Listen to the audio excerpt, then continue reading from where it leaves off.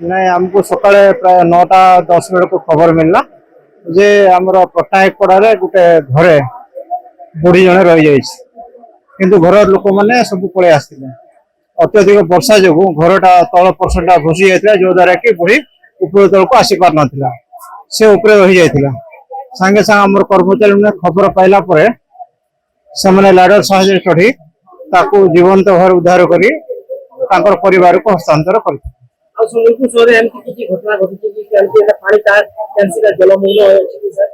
ନାଇଁ, ଜଳମଗ୍ନ ଖବର ଆମ ପାଖରେ ନାହିଁ, କିନ୍ତୁ ପ୍ରାୟ ଖବର ଏବେ ଗଛ କଟା ଆଉ ଗାଈ ଯୋଉ ନାଳରେ ପଡୁଛନ୍ତି ତାର ଷ୍ଟୋକଲ ଆସୁଛି। ଏଇଠି ଏଇଠି ଏଇଠି ହବ, ଏଇଠି ହବ, ଟିକେ ଧର ତାକୁ ଧର, ତାକୁ ଧର, ନହେଲେ ତାକୁ ମିଶାଇକି ଟିକେ ଆଣ। ହଁ ହଁ